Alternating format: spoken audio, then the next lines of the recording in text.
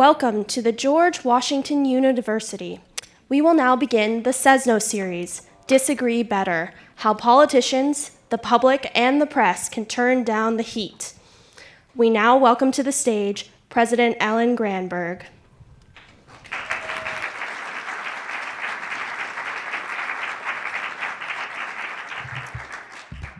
Well, good afternoon, everyone. It is a pleasure to join you all today for the second event in GW's Frank Sesno Newsmaker Conversation Series. The George Washington University has always been a place for important and thoughtful conversations like the one we'll have here this afternoon. And we're committed to continuing that legacy during this critical time in our nation's history. As we all grapple with a new era in the United States, one marked by rancor and extreme political polarization, the university's role has become more important than ever.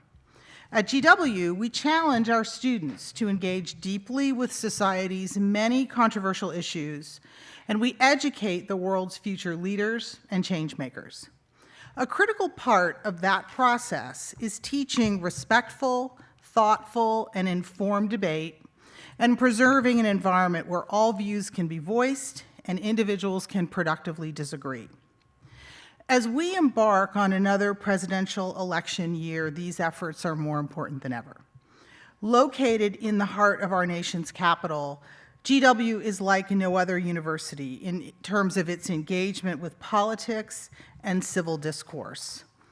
Through the run-up to the election, this year, our faculty and subject matter experts will help the entire country better understand the election and electorate dynamics, and politically engaged students and staff will volunteer for candidates and advocate for issues that they feel passionate about. Our job is to continue to model robust and productive civil discourse throughout all of these activities, and this event is an important part of that process.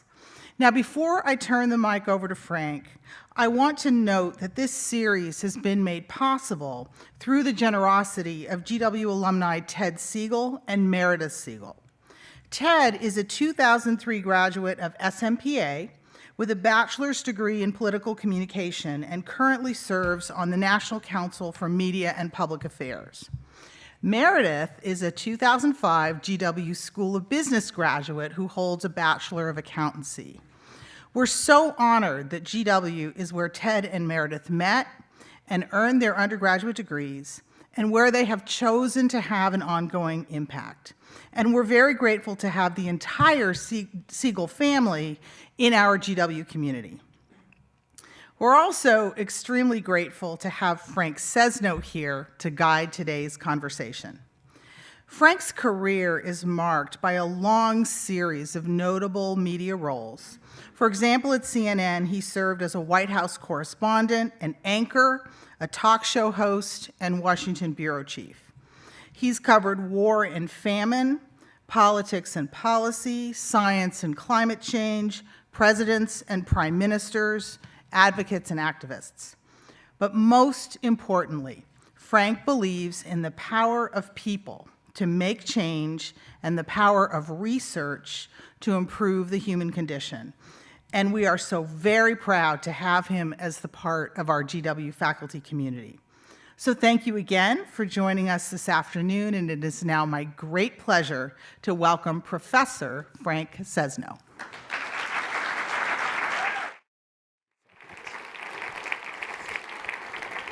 Thank you very much, President Granberg, and welcome to all of you to the George Washington University. For those of you who don't come from here, and for those of you who do, welcome to Jack Morton Auditorium and to this series. Welcome to our opportunity to disagree better.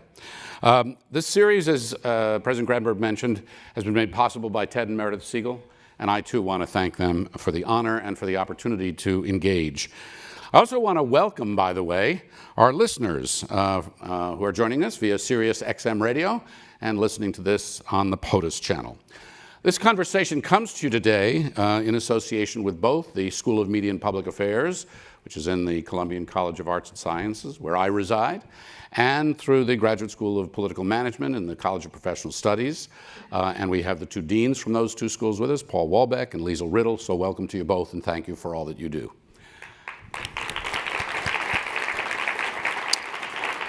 I'm also happy to tell you that we're joined by my friend and incredible journalist and colleague, Steve Scully, because we're presenting this in association with the Bipartisan Policy Center. And Steve will have a few remarks a bit later. But the Bipartisan Policy Center works across the aisle to find solutions that can help people. And that's really what we're here for today. And it's an opportunity that our students are going to have, because we're going to deepen that partnership and create some more opportunities for you right here. We're in search of roadmaps, not just opinions here. Roadmaps that can help us navigate through these times, right? Times where we must debate, sometimes confront, understand, empathize, if we do it right, passionately and openly, honestly and candidly, but to have a civil and respectful debate. That doesn't mean we take the tough stuff out of that debate, and we can't underscore that enough. We're not ducking anything, and we're not going to do that today. We also need to listen. There's a concept. We won't take disagreement out of this, but we can listen. So, as I said, I invite you to disagree better. And now I'm going to invite out the person who launched this Disagree Better campaign. He's the chair of the National Governors Association, a conservative Republican governor of Utah. He launched Disagree Better because he is concerned, in fact alarmed, about some of the things that we're seeing, and we'll see that too. Before I bring out Governor Cox, I also want to say a bit later, we'll bring up two very prominent journalists, Michel Martin and Jonah Goldberg. They are with us today as well. And we'll be hearing whether the media can and should play a role to help us disagree better. Is that their job? Should it be? And how do they do that? I have some strong opinions on that one myself. And we'll hear from several of you, students today, who will help frame and set the terms for this discussion. Without further ado, Governor Spencer Cox.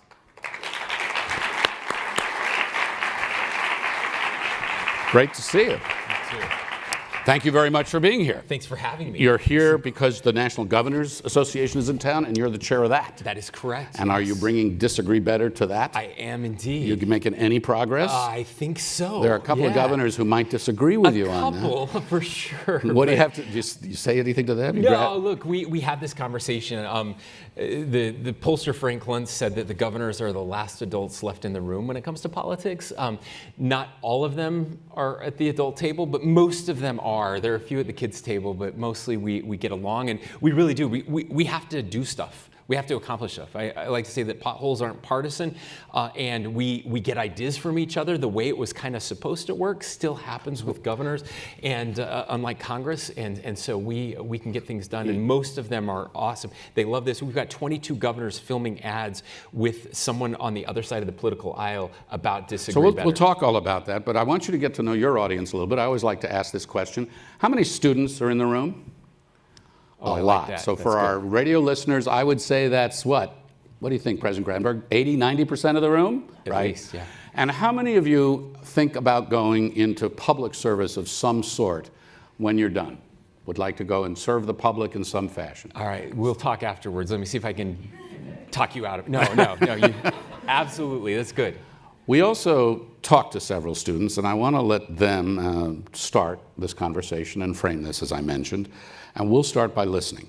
We invited several to come in and speak with us from left, right, center, from all over the country, and we asked them to start with how do they see our politics and discourse right now. So take a look.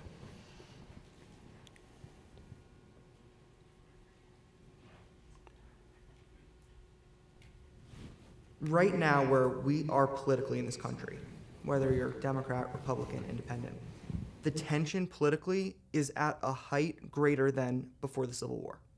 That is extremely concerning. Democracy is about disagreeing, but not to the point of anarchy, where we're kind of just throwing pitchforks at each other. And I think that was the biggest problem, when you look at events like January 6th and stuff. That's such a good example of when people disagreed with something so much that they turned to violence. And I think I'm afraid that that's going to happen again. A lot of conversations, especially about like trans rights, and I know like a lot of racial things, like you're bordering on like the line of like values and encroaching on like as a person personally. I think it's really important to remember when you're having a conversation with someone you disagree with that you try to separate out the person from the argument, in the sense that you don't want to take a person you're having a discussion with and turn them into an enemy, turn them into the other. If you have a soapbox that you're already standing on, whether you're the media, whether you're a politician, whether you're anyone that has any sort of resemblance of power, calming down our discourse starts with you. Thoughtful comments. Yeah. And the students are with us this afternoon in the audience. And we may hear from them later. Let's start with what we heard from Ananya. She's worried about another January 6th. She's worried about more violence. Are you? Yes. Why?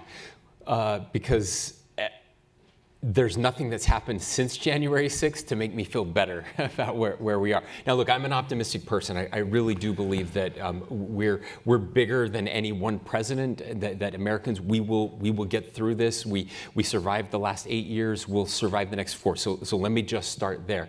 That being said, again, I don't know that there's been any fundamental change that would make me think that another January 6th isn't possible. And we heard Ben say he worries about civil war, right? Or that could, people are talking about that, which is an amazing thing. How does disagree better help turn the heat down on any of this? What are you telling these other governors, the Governors Association, that they can actually do to address these concerns? Well, I'm telling them something that Ben said in his second comment, his last comment, which I think is really important, that as elected officials, we do have a role to play in turning down the temperature. And I can't remember who it was, Ananya or somebody else, that talked about the othering, that idea that we treat others with contempt, that we try to dehumanize them. That's very concerning to me. We certainly see a lot of that. And it's so easy to do. Sometimes I fall into this trap, and I'm like the disagree better guy, right? So we do talk about, as was mentioned by one of the students on there, that when you're referring to other people, you attack ideas and not people. You try to separate those two. That's really foundational. That's the first thing we try to say. Don't lump your opponents into the evil category. What we found is there is a perception gap that exists, and that as Americans, we're not as far apart as we think we are. So if you actually poll Republicans and Democrats, we're about this far apart, but we think we're this far apart. That's the perception gap, right? That politicians can take advantage of to divide us, to try to get more votes. And we have to be really careful about that. This is where it's dangerous, Frank, and it's dangerous because the data shows, there was a great experiment that was done at Stanford, their policy lab, about this. They shared interventions with like 30,000 different people. What they found was, if you believe that the other side is willing to use violence, or the other side is willing to violate democratic norms, or that the other side is destroying our country, then you're much more likely to allow your side to do that as well. In fact, you're much more likely to do it yourself. Well, maybe I can violate the Constitution just this once because they're doing it. So it's okay. So you're out talking about this, and you're trying to encourage these things. Yeah. Well, let me share a few words with you that a prominent politician from your party has uttered. We've got a crooked country run by stupid people. Yeah. Judges are animals. Immigrants are poisoning the blood of our country. Senator Mitch McConnell has a death wish for backing Democratic-sponsored bills. Do you know who said that? You're going to have to give me a hint. He's running for president. Yeah. How do you disagree better when the top of your ticket is talking like that and more, and it encourages others to do the same? Sure. So I do it because there is no other answer, right? There's just no other way. Is he wrong to be doing this? Sure. Yeah. You don't support him? I don't talk like that. You've never heard me say things like that. I try, and again, I try to convince my colleagues not to talk like that as well. But again, to me, it's really important to understand what it is that is driving people to feel that way. Look, I come from rural America. I grew up in a small town of 1,200 people on a farm. The people that I live around, my people, most of them are going to vote for this candidate. And they're really good people. They care about their neighbors. They take care of each other. They're not racist. They're not sexist. They're not homophobic. But they feel like this has been happening to them for a long time, and finally someone is going to stand up to the other side, right? So are you saying that Donald Trump's rhetoric is not his fault? It's a result, a product? No, I'm not saying that at all. No, in fact, I'm saying the exact opposite. What I'm saying is that that as a country, the only way to change people's hearts and minds is to understand those hearts and minds. Demonizing them never works. So that's all we're good at in this country, is demonizing the other side. In disagreeing better, and in this campaign that you're doing, and you're going to universities, and you're going to churches, and you're talking to people across the country, other governors, you've been fanning out across Washington, how important is it, as you model these other things, to actually call out the bad behavior as well, very directly? I think it's really important. I mentioned to some of the students earlier, I'm much more interested when we police our own sides. I mean, obviously we're going to point out the bad behavior in the other sides, but it's, again, the data shows and the research shows that that's much less effective. It's more effective when Republicans hold other Republicans accountable and when Democrats hold other Democrats accountable. Now, there's very little of that happening today. And so part of what we're trying to do with Disagree Better is to encourage people to do that. When you say the other side is evil and everything they do is evil or racist or terrible, that actually loses its effectiveness. And so what we do need to do is point out the worst behaviors, but try to do it on our own side. That encourages trust in institutions. One of the things you did when you were running for governor is you did a 30-second spot with your Democratic opponent. I did. And you're standing far apart from one one another, been done but before. You're sort of looking at one another, and essentially you say, we've agreed to respect the outcome of the election. Yeah. Right? Now I watch that and I go, well, that's kind of nice. That's pretty basic, isn't it? I mean, what good does that do? But then I was reading the research, the stuff that Stanford did. And this was one, they used our ad as one of the 25 interventions that they tried on 30,000 people. And they talked about how political elites from opposite sides underscoring democratic principles actually convinces people of things. But do we have to go out and say, gosh, we're both going to agree to follow the results of the election here? I mean, what's the messaging? What should people be doing? Yes. Pretty basic stuff. We actually need to do that. Again, we absolutely need to do that So again. what should happen? What should politicians be doing if they want to do these ads together? Look, by the way, we're doing that. We have 22 governors now that are doing ads with someone from the other party, which I'm really excited about. I'm going to record another one later today with Governor Wes Moore, a friend of mine from Maryland, a Democrat. So yeah, there should be some of that. But look, ladies and gentlemen, if we're going to wait for politicians to solve this problem, we're all going to be waiting for a very, very long time. It is incumbent on all of us. Everything you post on social media every day either contributes to this problem or helps to fix this problem. So this every engagement we have, every interaction we have with someone who is different than us, and hopefully some of you are still having engagements with people who are different than us because too many of us are not engaging with people who are different than us. We have the same friends on Facebook. We just want people to pat us on the back and tell us we're doing a great job. I mean, the thing we believe in is the only right thing. That's the problem. This is not a Donald Trump problem. It is not a Donald Trump problem. This problem existed before Donald Trump. It was getting worse before Donald Trump, and it's going to continue after Donald Trump. But he's made it worse. He's absolutely made it worse. He hasn't made it better, okay? But it's not a him problem. It is a we problem. It is an us problem. So this is really important that you're doing this, and I think how we craft our conversations, we were talking earlier about the power of a question, how we engage and ask other people where they're coming from, what they feel, tell me more about whatever is important. But it's complicated.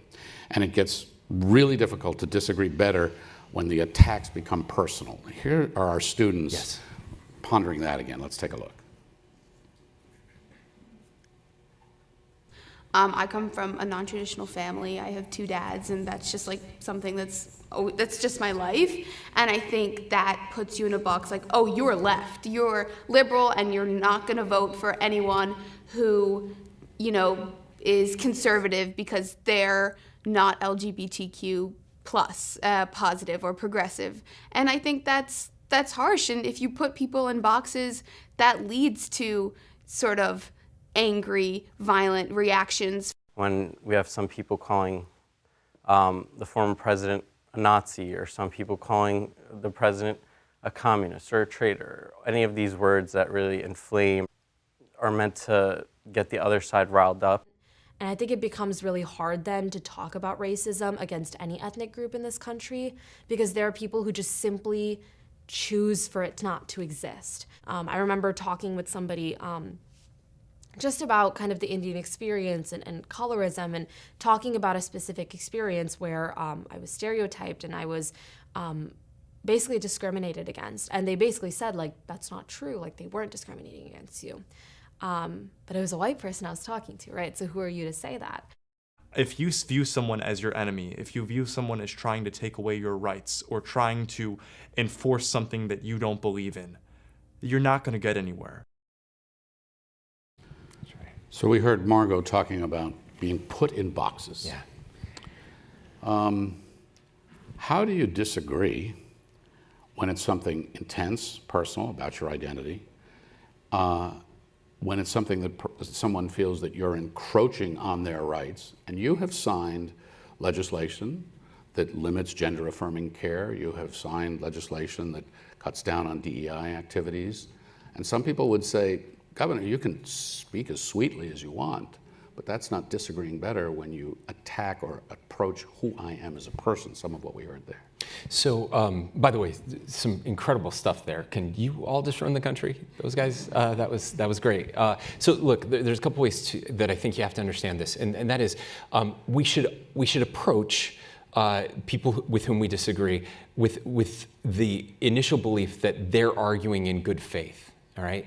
This initial assumption that if someone disagrees with me, that they're evil or just a terrible human being, that will never allow us to change hearts and minds, to find any common ground. Now, I understand that sometimes politics is a zero-sum game, but not nearly as often as we think it is. So it gives us an opportunity to look for a third path, to look for better solutions.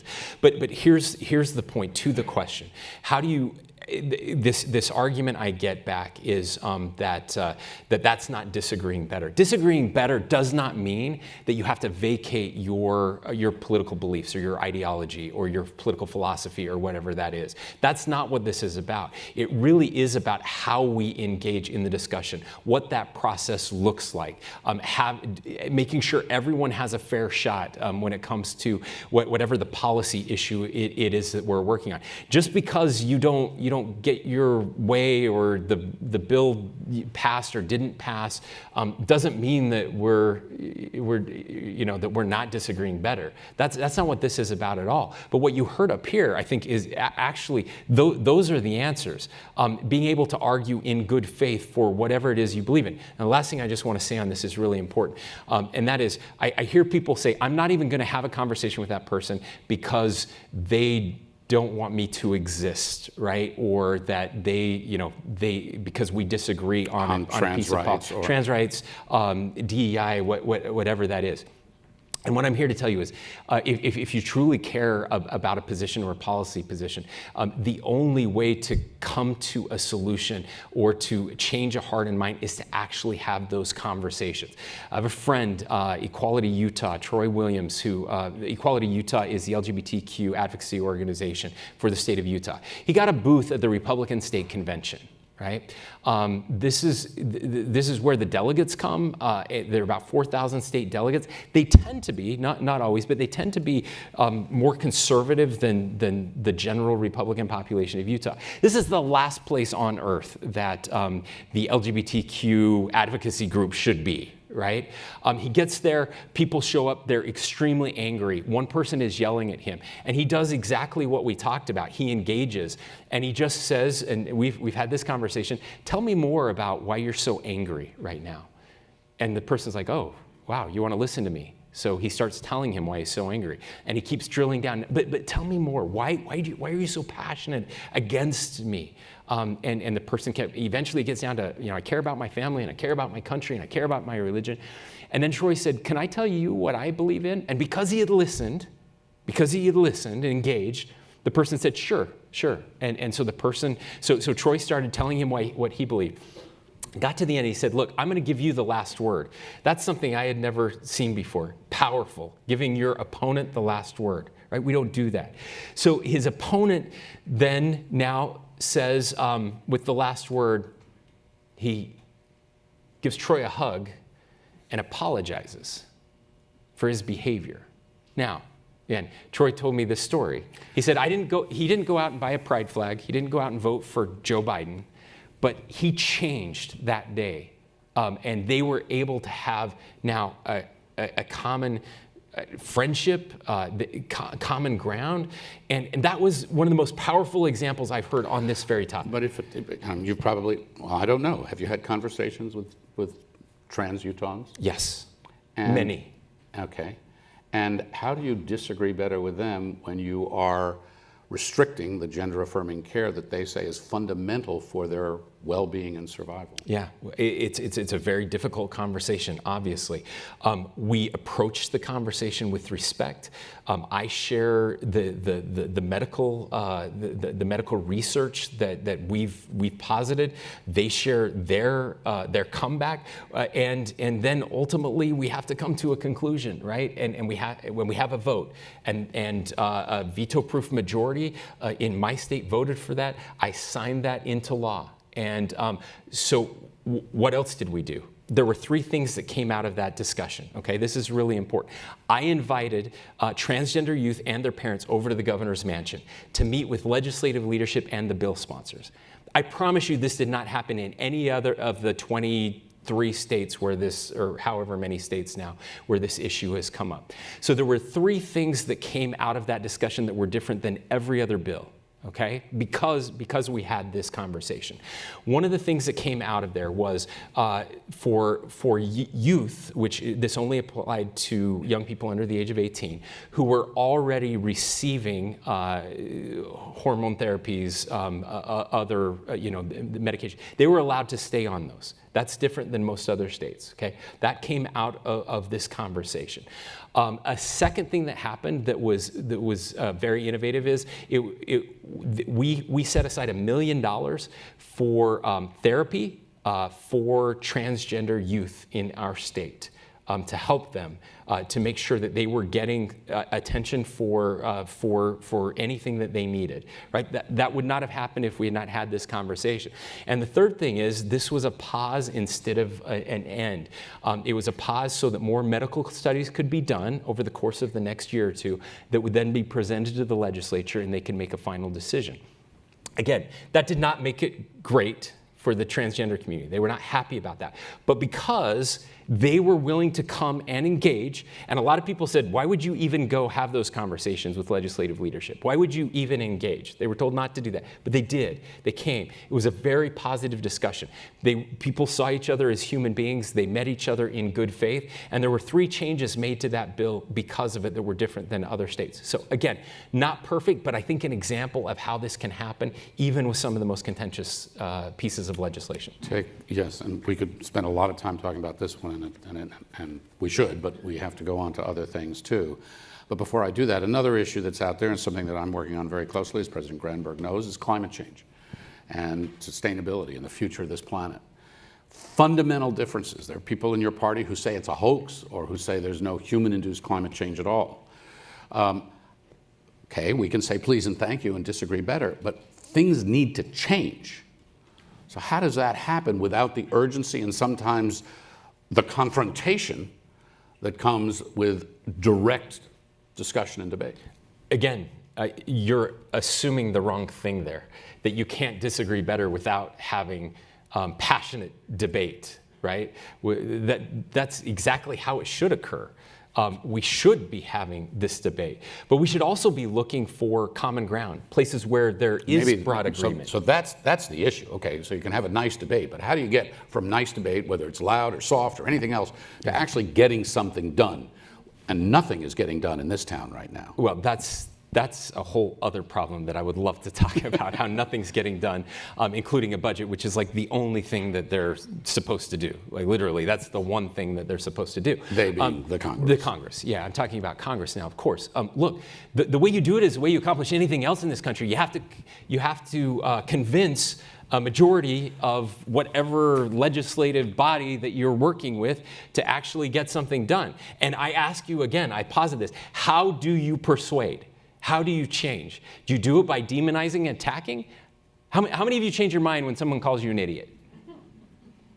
Yeah, we got one guy back there. One guy.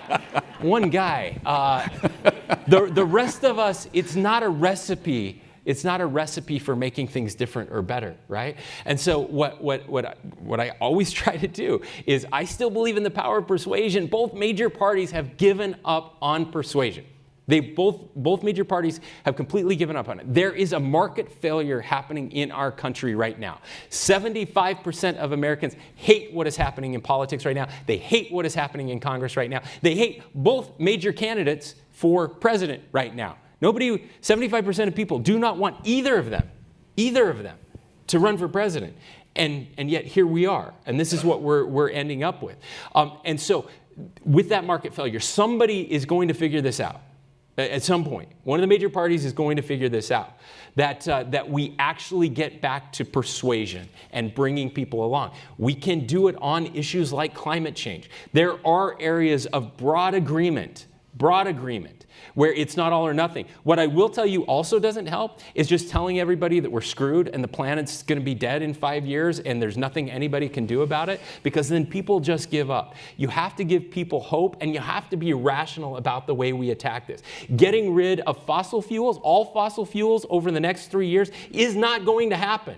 That is not going to happen. But we can be really smart about it. We can replace coal with natural gas, which is cleaner. We can start to do more and more of those things. But this all or nothing attitude that so many of us in our parties are taking, that either I get everything or I get nothing, that is a recipe for disaster. So call out your own party, because you said that's something. Oh, I call out my own party all on the climate time. change. Yes. What's one thing they should do? And then we're going to change the subject. Well, on climate change. On climate change, I think that's one of those. What's one thing on climate change that would? Moving away from coal to natural gas is a great part of climate change. We've passed some things to help with more electric vehicles in this country, which I think is important. Infrastructure is really important. Understanding phasing is really important. Look, most Republicans, again, this is the thing, most Republicans want cleaner air and want a better climate. This demonizing that if you're opposed to everything the Green New Deal is passing means that you hate planet Earth is a huge mistake, but that's what we're being told. And when people are told that, they're like, well, all right, screw those guys. I guess I'm against everything. All right, I'm going to invite you to walk over here with me, because we're going to stand for this and watch this other video from a different perspective as we change the subject a little bit, which is, we talked about what politicians and people can do to disagree better. But what about the media? What about the world that I come from, frankly? Media's fine. Oh, I am so glad you said that. Let's see what our students have to say. When you look at the content that we're consuming on a daily basis, we're looking at loads of misinformation. We're looking at skewed views and biased takes. People think that they're watching the news when really it's just an opinion piece. So I think that's a big part of why we're so polarized. It can create a lot of fear-mongering on either sides, like, liberal or conservative. I felt like, especially like with liberal media outlets, there's so much coverage of Donald Trump when there's like all these other things going on in the world. Money is connected with politics in this day and age. I think that's an indisputable fact that many would agree with, the majority would agree with. And the media benefits from that. Sensationalism reigns above facts and information, and that's got to change. There have to be rules. From my experience on social media apps like Instagram, TikTok, Facebook, maybe, it creates a lot of polarization and a lot of different communities and not a lot of cross conversation. I would encourage the industry to focus more on policy. And then as a consumer, and I try to do this, though certainly not perfect, is read widely, read broadly, and try to get out of your information bubbles. The new generation, we're getting most of our information from TikTok, from Instagram, these almost millisecond bites of information that can be taken in such a wrong way. See why I like hanging out with these students so much? Mally, Margot, all of you, thank you so much. That's incredible. Let me invite you to take your seat back, and I will introduce our journalists who are joining us for this next part of the conversation. Michel Martin, I've known Michelle for a long time, since we were at the White House together. She's one of the current hosts of Morning Edition on NPR. I hope you're all listening to Michelle on NPR. Previously, she was weekend host of All Things Considered.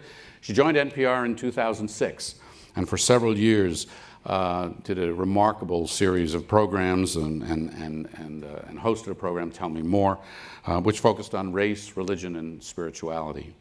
Prior to NPR, she worked at NBC, Washington Post, the Wall Street Journal. ABC, sorry. Please welcome Michel Martin.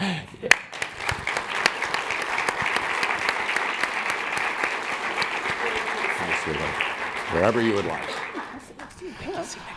Jonah Goldberg. Jonah Goldberg is a senior fellow at the American Enterprise Institute. He is a well-known journalist and has been for many years.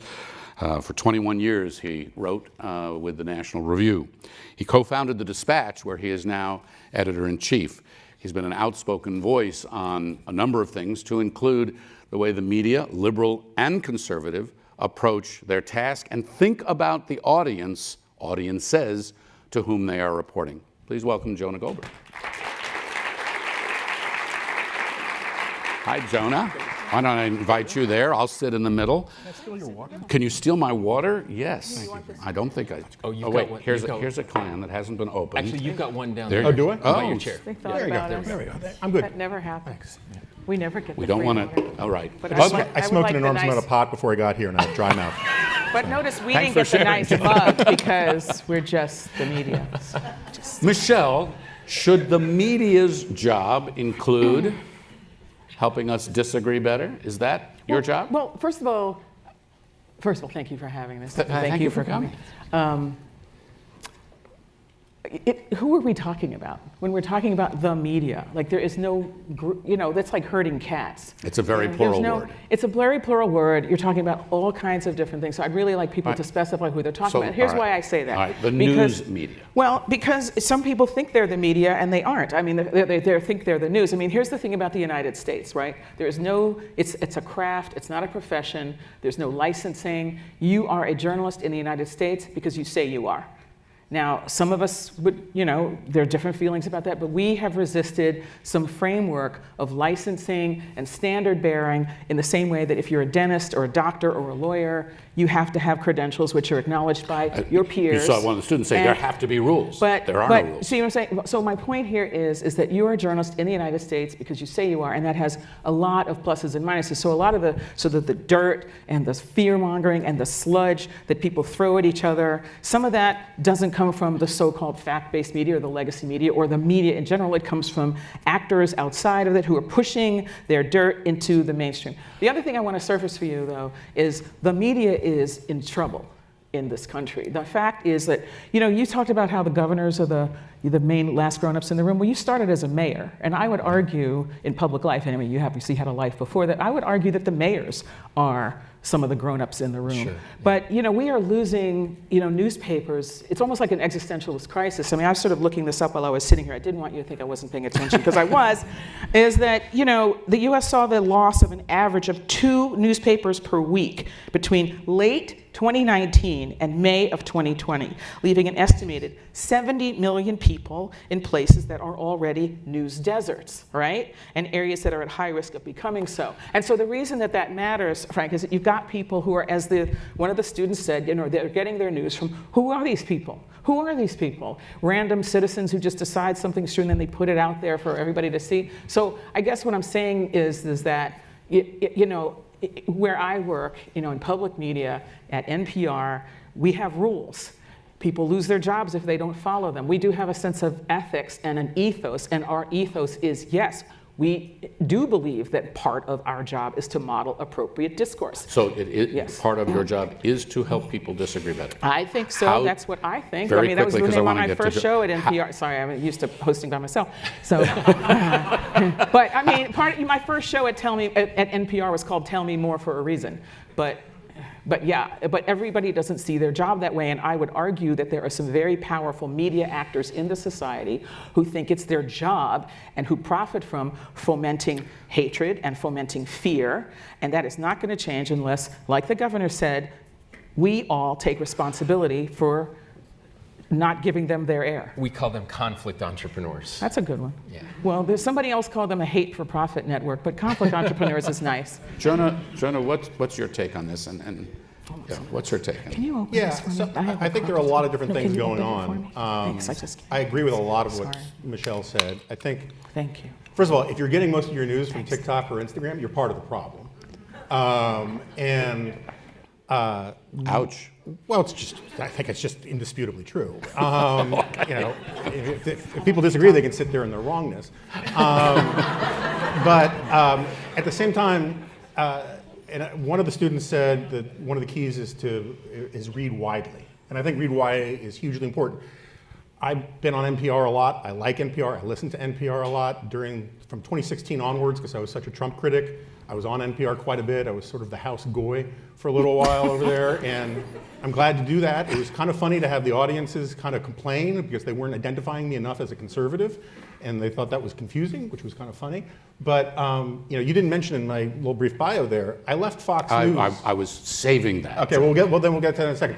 I think we all basically agree, conflict merchants, whatever you want to call them. There's an enormous number of people who, in this country, who follow politics, not just news, but politics generally, as a form of entertainment. And there are all sorts of things that are confirmed by studies that show that when you follow things like entertainment, you forgive all sorts of things you would never forgive in the real world. I can list movie after movie where the hero tortures people, shoots people for no really good reason, things that you would think should put them in jail, but you root for them because they're the hero. And when you cover politics that way, from the left or from the right, when you turn politicians into heroes where all you care about is whether they win some battle, things like fidelity to the Constitution, fidelity to the facts, they kind of fall by the wayside. And so we have there's an industry now, I mean, there's a lot of, one of the biggest problems we have in media is audience capture, where news outlets, including great news outlets like the New York Times, is basically speaking to an audience that wants to hear certain things framed certain ways. And there's no way to avoid that not influencing how you cover things.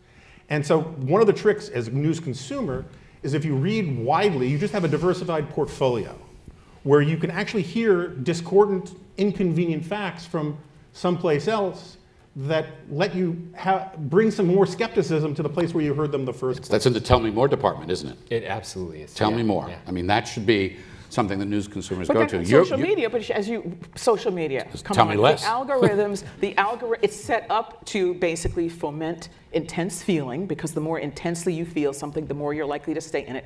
And it's intended to silo you. The more of what you read, the more you get of that. It doesn't encourage you to diversify your information diet. So Jonah, let me ask you this, because let's talk about your resignation from Fox. You quit Fox when Tucker Carlson's Patriot Purge documentary went on the air.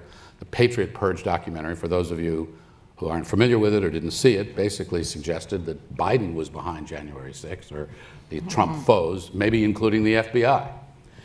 You described the documentary, these are your words, a collection of incoherent conspiracy mongering, riddled with factual inaccuracies, half-truths, deceptive imagery, and damning omissions. As you know, not terribly long after that, Fox settled for $750 million in the Dominion voting case for all sorts of things they fabricated, and I was involved with that, and I know that very, very well.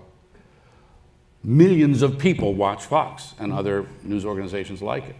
Do you watch Fox? I stopped watching cable news 11 years ago. I've been sober for 11 years. Do you have your chip? It's fantastic. As we heard one of the students say, this has to change. There have to be rules. Is there any chance that Fox is going to change and that there will be rules? Well, I mean, there are economic incentives, shareholder lawsuits, and all these kinds of things that could help. But I'm not super optimistic. in the near term that there will be profound changes so long as Donald Trump has the dominant role that he's got. And you know, when I said before about don't get your news from Instagram and TikTok and all that, don't get all your news from cable news. I'm a CNN contributor now. Cable news, TV is fundamentally an entertainment medium. And it doesn't mean you shouldn't watch it at all. Sometimes it's important to hear what governors have to say and all that kind of stuff. But you process information better when you read. You can get more information when you read. And you can engage the text in a serious way where you're not being manipulated by emotions and reading body language. Roger Ailes famously, when he was a consultant to local news networks, news stations, would parachute into a local jurisdiction and turn on the station that he was consulting for, but keep the volume off. And he would just rate the talent based on their body language. And that's what he would do at Fox as well, is just see the physical presence of people. That may be brilliant, and Roger Ailes was a flawed but brilliant dude. And for those of you who don't know, he's started Fox News. He's founder of Fox News. He was the greatest, I used to say he was the greatest mix of Aristotle and Boss Hogg I ever met. And, but he, Boss Hogg's a very dated reference for you guys. But the point is that he always viewed it as an entertainment medium first. You heard Sonia, Governor Cox, in that video, say that there's a lot of fear-mongering on both sides, media. And she said liberal media have hyperventilated about Trump when there's so much else going on. I should say, by the way, that she went on to say that there's a lot of misinformation that's coming through conservative media. So she took a shot at both properly. You're trying to govern. You're trying to communicate with your population. What do you think the media, the news media, should be doing to help us disagree better? Well, I think there's a couple things it could do, and I appreciated what I've heard from both Michel and Jonah, and that is giving real information. Frank, you mentioned earlier before we were on stage that you told broadcasters and others that you never wanted to hear two words, right? And that's "I think," right? That's not the role of the news media. I was saying this is a museum piece. When I was bureau chief at CNN, I actually wrote a memo to the correspondents, and I said, when you're doing live shots, please try to avoid two words. I think. Why? Because people don't care what you think, they care what you've seen, what you've heard, and what you can report. Because I think suggests opinion, and that's not what you should be doing. And so now we've been mixing. We all belong in a museum now, I guess. No, but now most of the media mixes the I think, right, all of the time. They feel like it's their job to weigh in, to put their thumb on the scale, to help people know what they think is right and wrong and what they should be doing. So I think that's one area, obviously, where they could improve. There's never been a better time for politicians to reach people directly. And so we can bypass the media, right? We can have those conversations directly with people, and we choose to do it on Twitter or TikTok, in small bites, which I think is a huge disservice. I just wrote 5,000 words on DEI, and I'm sure almost nobody read it. I don't even know if my mom got through all 5,000 words. But it was an opportunity for me via Substack to go directly to the voter and say, hey, this is what I believe, and to flesh that out in ways that I think are really important and really meaningful and really deep. That's why I loved what Mally said about being able to read widely. I couldn't agree more. And to read in depth as well. Long form pieces, to actually, the easy stuff got decided a long time ago. And sadly, journalism too has fallen prey, lots of journalism, to needing eyeballs and clicks and doing that via social media. And so we have to have the headline that grabs the attention and that gets elevated through the algorithms of social media. And the only way to do that is to have the most extreme voices and the most extreme headlines that are going to get those clicks. And that is a form of disinformation itself. I'm going to respectfully disagree with you, Please. though, about whether the liberal media and the so-called and the conservative media and the fact-based media are equivalent. I think they operate in very different ways. I think that Fox News and its sort of conservative descendants operate from the standpoint of repetition is how people learn. They pick their enemies and they keep driving at their enemies and their preoccupations day after day after day. You know what their themes are. It's immigration, it's the border, it's street crime, etc. I think the legacy media, the fact-based media, operates very differently, and it's asymmetrical because I think the legacy media says, well, I told you that already. So your 5,000-word piece, if somebody read it, they wrote one article about it, and that was it. So, well, I already did that. And I just think it's asymmetrical. So, look, I think the most important word there is asymmetrical, right? I'm a passionate both sideser. I think there are huge problems with the left, with liberal media, legacy media, whatever you want to call it. They deserve a lot of the criticism that they get. There are massive problems with right-wing media and conservatism and all these kinds of things. But they're not symmetrical. They're not mirror images of each other. No. Liberals, I really try to stop using the word liberal. I'm trying to reclaim it for what it's supposed to mean. But sort of progressives control the commanding heights of our culture. Media, Hollywood, publishing, you can go down a long list. Universities. Universities, for sure. And so their problems are going to present differently than those of conservatives, where the biggest popular institutions they have are what? I don't know, NASCAR, right? They're just different. It's not a symmetrical thing.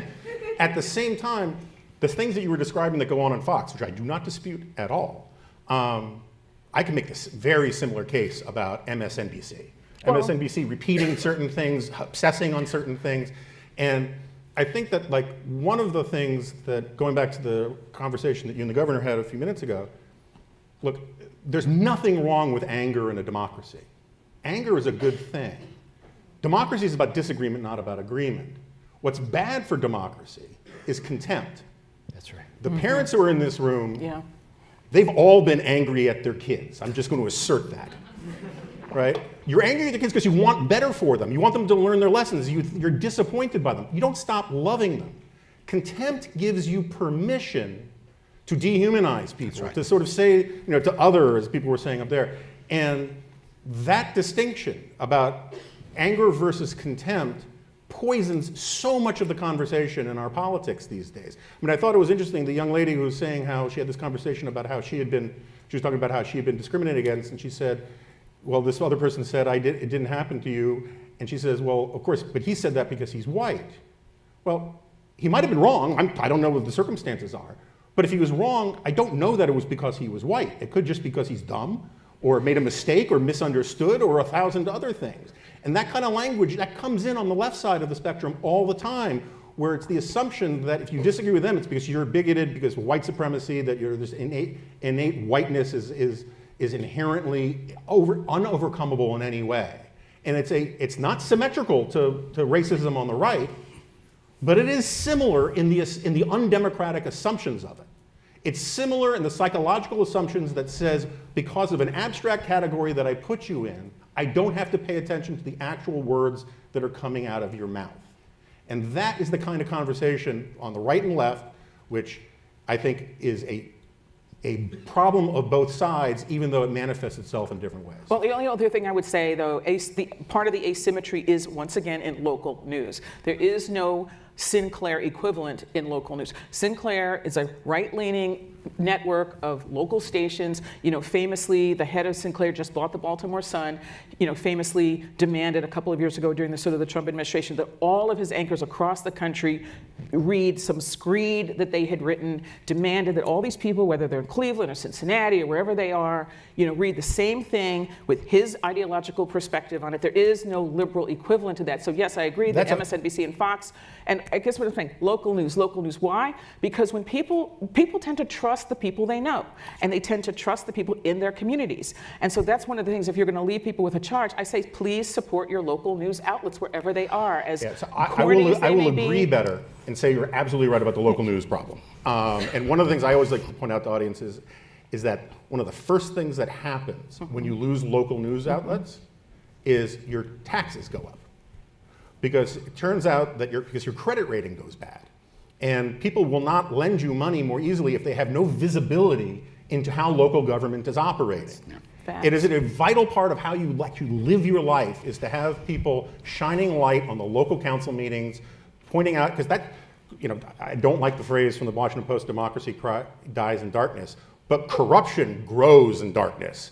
And corruption starts, machine politics starts at the local level. And if you don't have good journalism covering it, which is not ideological, Right. but is actually like, who has the bag of cash in their freezer, Yeah. right? The Republican big- or Democrat, it doesn't And matter. I keep saying that in part because we are here with students, and students, those of you who are looking for jobs, who are ready to go out into the marketplace, yeah, local news is not as glamorous, it is not as, sexy, and you don't necessarily get invited on panels and sort of talk shows, but it is important work, and I think it is service to your country, just in the same way that some of you may not make the military your career, but you can serve for a couple of years. You might not make the Peace Corps your career. You can serve for a couple of years. If you can serve your community in local news for a couple of years, we will all be the better for it. Bravo. And I want to say that the biggest crisis of the many in journalism is in the local markets. You will talk to mayors and governors, right, who will say, nobody's showing up to report what's going on at the city council meeting anymore. How's the public even going to figure out what's going on? How do you explain, you wrote it in 5,000 words, where are the journalists out there who are going to translate that, right? It's a mediated expression, right? I know that you're on a tight time schedule. You got to go to the National Cathedral. You're talking all over town. So we're going to have to say goodbye to the governor in just a couple of minutes. Michelle and Jonah are going to be able to stay. For the remaining minutes that we have with the governor, I'd like to briefly open it up for a question or two from the floor. If anybody's got a question. I have questions for the governor. Oh, wow. I have a question. Great. Put me up here with the... All right, make it short because I want to get to the audience. It's going to be short. I tend to think that people respond to the incentives that are before them. All right? Fair? Yes. Okay. You've already talked about the fact that redistricting has sort of led to a certain level of extremism, that the politicians are picking their voters, not the other way around, right? Yes. Right? Okay. So what I'd like to ask you is, what are the incentives that allow you to operate with independence that perhaps may be lacking with some of your peers?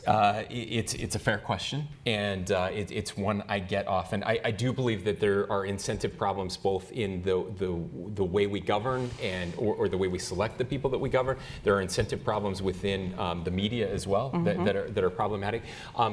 I will say that Utah is a red state. It's also less polarized, again, according to polling, than most other states, which is interesting. I'm always asked, well, can you take what's happening in Utah and apply it to the rest of the country? I think we can, because we do all have this common background. We all care deeply about our country. We want our country to be a better place.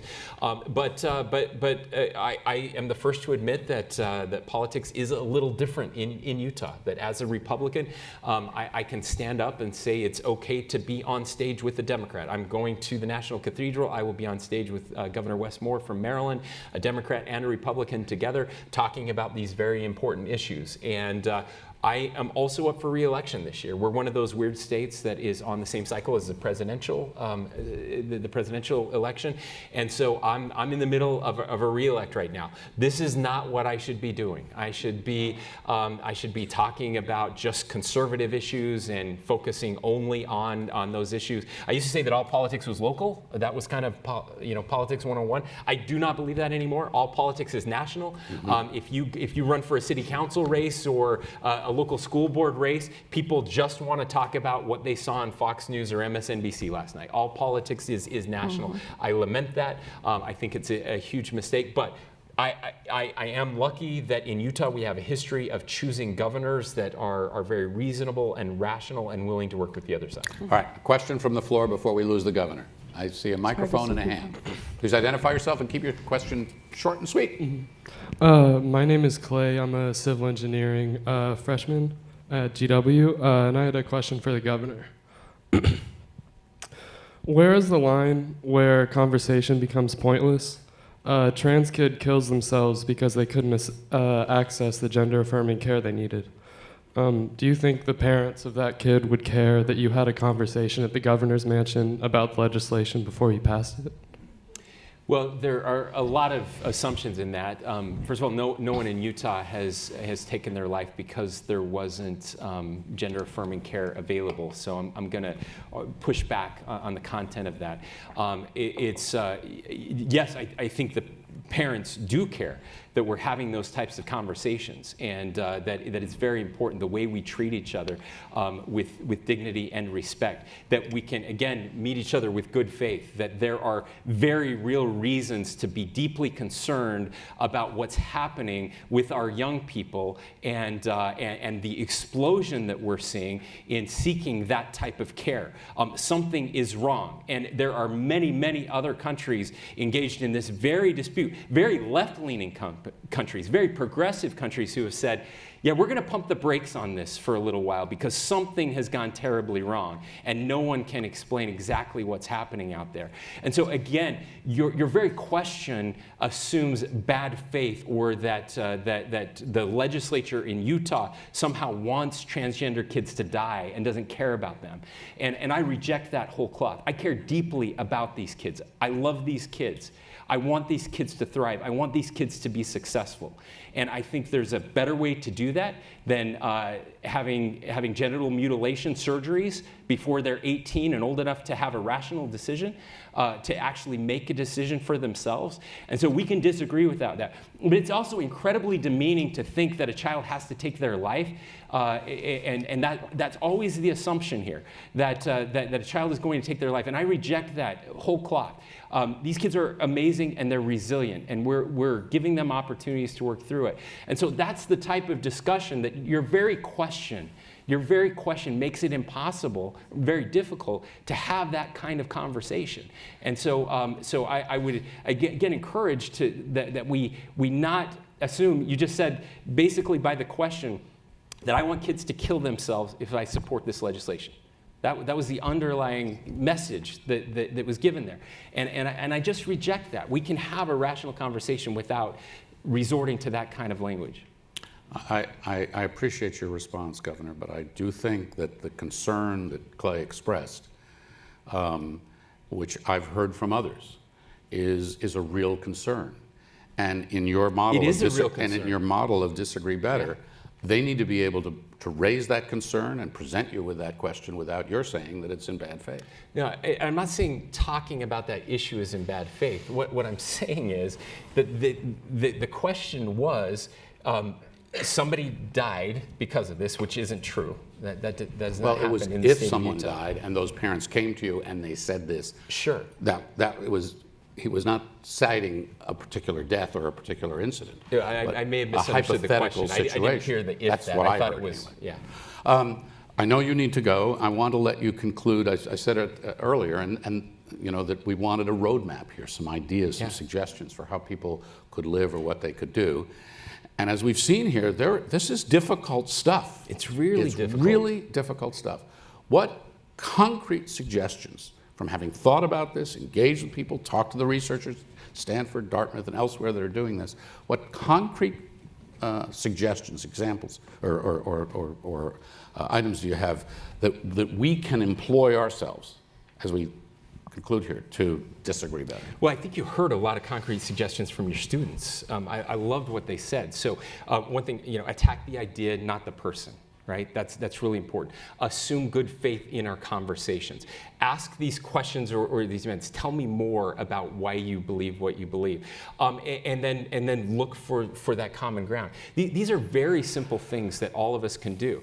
This friend of mine who always gives the other person the last word, which, by the way, I should have given you the last word, and I would love to give you the last word. I'd love, in fact, if you're willing to come out here, I would love to have a conversation. I got about 2 minutes before I have to be in a car. I would love to come out and hear more about your concerns. Like, those are things that we can actually do to give people an opportunity to engage in good-spirited ways. But Jonah said this, and I couldn't agree more. Like, it's okay to be passionate. I used passionate, he used anger. Like, that's okay. It's okay to be upset. It's okay to be angry. It's not okay to use contempt. Right? Contempt is the killer in our culture today. There is so much contempt. Every time we turn on the TV, it's contempt. Every time we turn on social media, it's contempt. When we have contempt for other people, we dehumanize them, and it leads us to a very dark place. Governor, I want to let you go, and if you and Clay have some words, that would be great. I want to thank you for your time and for your candor and your honesty and your approachability, and good luck on helping us disagree better, because we need that. Thank you. Thanks everyone. Look, just I want to thank everybody who's here. I want to say this, like, guys, I get this wrong all the time. I do. It sucks to be the politician running for re-election who's talking about disagreeing better, because all the incentives are lined up the other way. Every time I get this wrong, I hear about it. I hear about it all the time. It's hard for me, and it's going to be hard for you. Okay? But we have to, if we care about our country and we care about the future of a pluralistic society, our ability to live together despite our disagreements, we have to work on this. All of us have to work on it, even when I get it wrong. And when I get it wrong, I'll apologize. I'll be the first to admit I got it wrong, and try to do better. So thanks for having me. One last one. It's really quick. Yeah. Do you want to run for president? No, absolutely not. No. Why? But because they don't let kids from Utah be president. Well, they didn't let us. Nobody thought a guy from a state where the major industry was catfish farming could be president either. And that's this is something true. that We did have a happened. peanut farmer too. But look, But that happened. But again, the first party to figure out this market failure is going to win by 10 points, 12 points. I mean, it's seriously. People are dying for this stuff, and I know there are good people that want to do this and that have a chance to get elected. So, Governor Cox, thank thank you you guys very, very much. So, Michel, Jonah, I mean, let's take another couple minutes and we can take some more questions from the audience and then we'll wrap up here. I see We people. thought we were more exciting than that. Look at Yeah, this. right. I mean, come on, guys. Sorry. I do want to go to questions, so tee them up. What do you make of all of this? The governor's got the Disagree Better campaign. Is this something that, you know, he talks about the exhausted majority, that people want this, and there's a market for this? Well, I think there is a market for it. I think if you, look, normally I spend most of my time talking about how the primaries are a terrible system, and a lot of our problems stem from the fact that our parties are too weak, not that they're too strong. Interesting. I often ask myself, when I can't figure out why the Democrats or Republicans are doing something stupid, I ask myself, well, what would the parties do if they wanted to be a minority party? And I'm like, oh, that explains it. And right now, both parties are convinced that they can win the next election simply by turning out the gain on their base a little bit more. And so that therefore, it's the much worse problem right now in the Republican primaries. The worst thing you can say in a Republican congressional primary in most districts is, when I go to Washington, I'm going to work with Democrats. What they want to hear is, I'm going to cut off their heads and use their skulls as a goblet. And that's not what politics is supposed to be about. Politics is supposed to be about coalitions debating where their interests lie and horse trading. But because Congress doesn't do its job, Congress is supposed to be the place where politics where politics is concentrated. It absorbs politics. And because Congress is not doing its job and its parties are too weak to protect their brands and their self-interests, politics spills out like toxic sludge and gets taken over by other institutions in the media, in activist groups. Whatever you think about Planned Parenthood or the NRA, they do more party work than the parties do. And so part of the problem is you're being dragooned into an institutional arrangement that is basically saying you have to be on one team or the other, and here's the news for our team, and here's the news for their team, and that's it. And you just need to sort of reject that whole binary schema. What do I think? I think that the governor had, I was interested to hear how many of the things that he was talking about in your initial conversation that we talk about all the time in our newsroom. I mean, and not to put it on him, because we all have a responsibility. I agree with him. We all have a responsibility to practice what the news literacy group calls information hygiene. I mean, you know, you wash your hands, right? We all figured that out during COVID. You got to wash your hands so you don't spread the germs. Well, you know what? If you're spreading things and sending things along, you don't know what the provenance of it is, you don't know who's behind it, you don't know what their motivation is, don't send it, don't share it. This kind of mindlessly clicking along, and I'm not diminishing you and saying that just because your preferred distribution mechanism is something that's different for us. I mean, we're on all these platforms. We're on TikTok, we're on Instagram, we're on X. I mean, I don't use X very much anymore for the obvious reasons, but we use those as distribution platforms, but what you choose to put on those distribution platforms is up to you. You can resist the algorithms. It's not easy. These social media companies should be doing a lot more to stop undermining our ability to trust and work with each other. I mean, you know, when you can get people to believe in nothing, I don't know who said this, when you can get people to believe in nothing, you can do anything to them. If you don't believe anything that anybody says, it opens the door to the most severe forms of oppression and demagoguery. And I mean, I think we're all really worried about it. But what you can do, what we can all do, is practice information hygiene. Like Jonah said, diversify your information sources, but think about who's sending you this information. What do they want from you? What reaction is it evoking in you? You know, when the guy took over Sinclair, I forget his last name, was it David Baxter, the majority owner of Sinclair, took over. You know, the Post wrote about this, is that the first thing, you know, when they do their sort of listener surveys or reader or viewer surveys, what do they ask them? They ask them, what are you most afraid of? Yes. What are you most afraid of? Not what are you most concerned about? What do you care about? What is the order of your priorities? No, what are you most afraid of? And that tells you everything you know about what they intend to do when they report the news, as they describe it. And you have choices here. And also you have choices with your political leadership. I mean, you know, I'm interested in the rise of the independents. I mean, I'm sure you are too.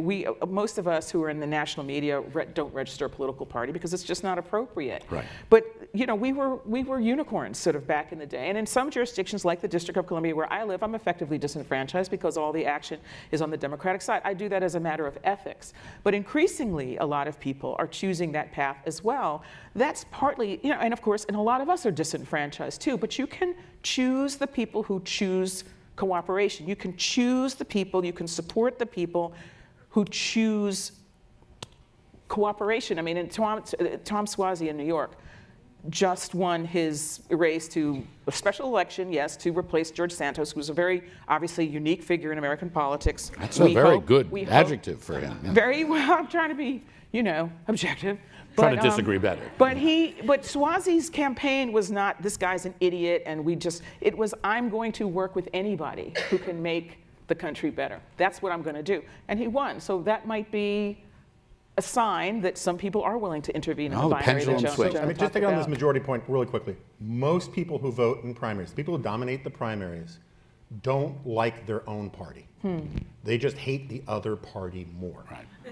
And so you're basically voting against who you hate, and about 9% of the electorate decides the messaging for both parties, and they're catering to those people.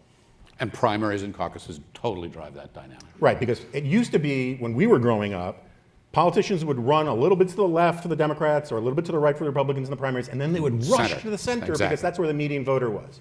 Because of the big sort, because of all sorts of things, now the only real threat to incumbency is a primary challenge. And if you can survive a primary challenge, you're just going to get reelected. So in the primaries, the question is about purity, not persuasion.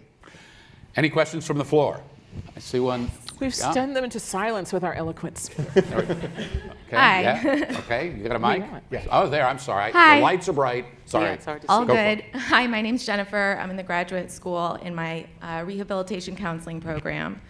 And I'm on the same page as you. I, for the most part, consume digital news that is read, print media.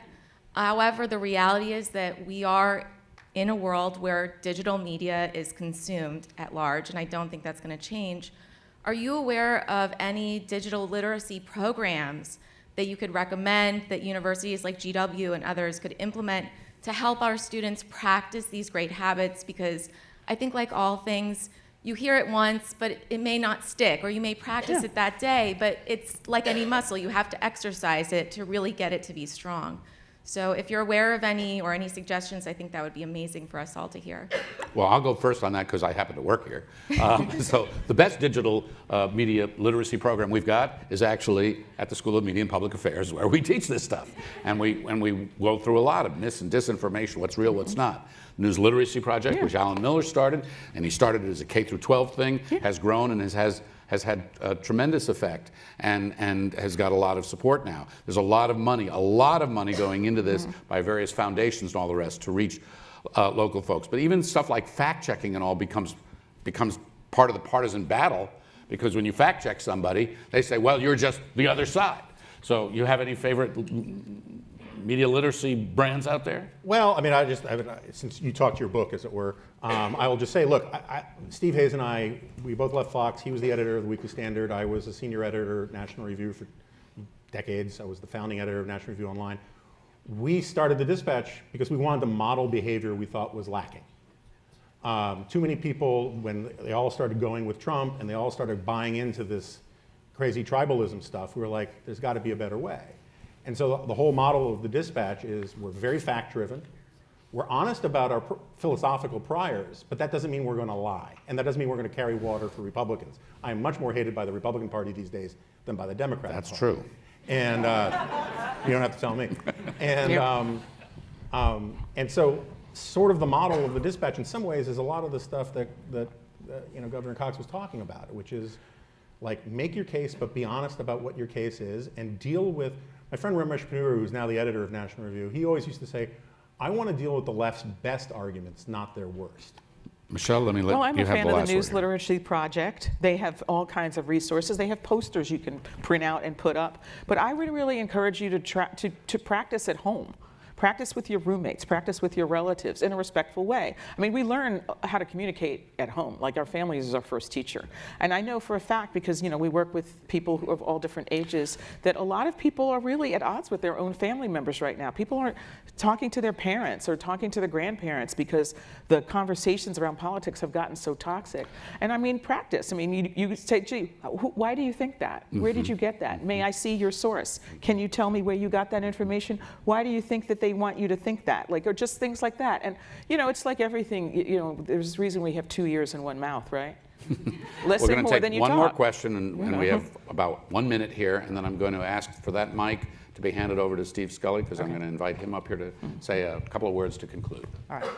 Hello, I'm Spencer. I'm an undergraduate studying economics and data science. And my question is, I've heard your opinions about TikTok, but we all know that my generation mostly gets their news from TikTok. And as we know, TikTok there have been papers that have shown that TikTok's algorithm consistently promotes content that is favorable to the Chinese Communist Party. And for the news media, what is your role in preventing foreign influence from affecting our marketplace of ideas? Who wants to go first with that? Look, I think you're right about TikTok. I think people say, well, TikTok's just another social media platform. Type in what's going on with the Uyghurs and see what you get, right? So I basically have no problem with the idea. We don't let foreign companies own news stations, foreign countries own news stations. I have no problem with getting rid of TikTok or forcing a sale to a domestic owner or something like that. Or having the same restrictions on TikTok that the Chinese government puts on social media for its own people. But what we can do, our job is to sort of just point out facts, and there's not much more I can do about fighting the Chinese Communist Party. I demur on that question. I think this is an issue that we cover so consistently that I would demur from taking a position on that. I think we've had a remarkable conversation here, and we could go on for quite some time. Perhaps if some of you have other questions for Jonah or Michelle, we can linger for a minute here. But we need to let everybody. I get up at 2 in the morning, so I can't linger Not very linger long. Okay. Yeah, it's almost your bedtime. It is almost What time do you go on the air? We go on the air at 5, but I go to. But What time obviously, do you you get don't up? just walk out to the What time do you car get and up? sit in your What time the do you get chair. up? I have to prepare and do work, actual work. What time do you get up? I get up between 2:15 and 2:30 a.m. What time do you go to bed? Whenever I can. All right. Well, we want to tuck you in for the night, Well, so thank you. we'll be very brief here. I'd Thank like you. to invite Steve Scully up from the Bipartisan Policy Center, because as I mentioned, Steve, come have a quick seat, and I'll give you a couple minutes. We are now presenting this series in association with the Bipartisan Policy Center, and we're doing it for several reasons. One is they are doing real work out there, trying to bring people together, not just to have these conversations, but to do something about it. And I think one of the things that we're going to develop is some opportunities for some of our students, some of you in this room, to work with them, to work with us, to participate in that, to be active members of the Solutions Brigade, right? Of the Disagree Better Brigade. So, Steve, let me let you have a few Well, let me words. just say, now you know why Frank literally wrote the book on the art of the interview. Kudos to you. Round of applause to Frank. No, terrific job. Fabulous. Because he is listening. And President Granberg, thank you. Congratulations on your appointment here. As I was coming over here, I just want to share with you a very short story that is relevant to this campus. Last week, I did an interview with Patty Davis. For those who don't know her, she is the daughter of President Ronald Reagan and Nancy Davis. She's out with a brand new book. It's a letter to her parents about the state of American politics today. And she told me in the interview that her father would be appalled at the state of politics. So how does that relate to GW? As you know, early in his administration, and Frank covered the Reagan White House, he was shot here in Washington at the Hilton He came here to GW Hospital. A day or two later, it was Tip O'Neill, the liberal Democrat from Massachusetts, who came to pray over Ronald Reagan. And during the 8 years that they were at the White House, a conservative Republican from California, a liberal Democrat, probably agreed on very little, but they would have a cocktail. They'd have a martini at night, and they would talk to each other. And they got some things done. And so we can't go back to that period. We want that fierce debate, the partisan of ideas. We're from the Bipartisan Policy Center, but we want the division. But we also want to figure out how we can listen and talk to each other and understand each other. So that's what Frank is trying to do. That's what we're trying to do on Sirius XM and at the Bipartisan Policy Center. And I'll leave you with this quote from President George Washington in his inaugural address, who said, "The future of our democracy is entrusted in the American people. You're all the American people. You have to get involved. We're involved, and so we're glad to have the association." Frank, thank you. We're glad to, and we will be developing things and coming back to you. I want to thank Alex Ashley, where is Alex, for cutting the videos that you saw today from the students. I want to thank Sarah Morissette for doing those interviews with the students and helping make this event happen. Where is Sarah? Thank you, Sarah. I want to thank all the other staff at SMPA and in this auditorium and elsewhere who make these events happen. President Granberg, we couldn't do anything without these amazing people, so thank you all very much. And could I ask, for those of you who are still in the room, the students who participated in this video, would you just stand up so we could see you, and thank you for your thoughtful comments.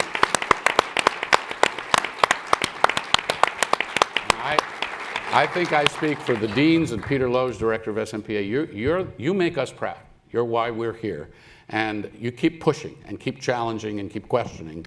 And maybe we actually can disagree better and make some progress here. Jonah, thank you so much for coming over.